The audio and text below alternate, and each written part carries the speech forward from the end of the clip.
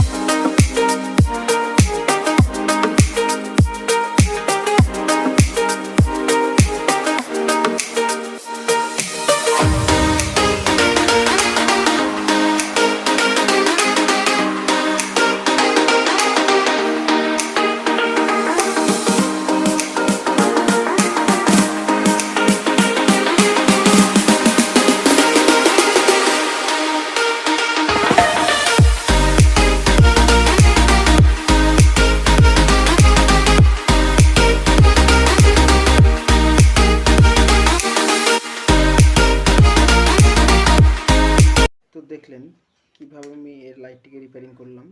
তো আশা করি আপনারা শিখতে পারলেন কিছু। যদি শিখতে পেরে থাকেন তাহলে আমার চ্যানেলটিকে অবশ্যই লাইক, কমেন্ট, শেয়ার করবেন আর অবশ্যই সাবস্ক্রাইব করবেন আর কমেন্ট বক্সে লিখবেন যে আপনি এই কাজটি শিখতে পেরেছেন।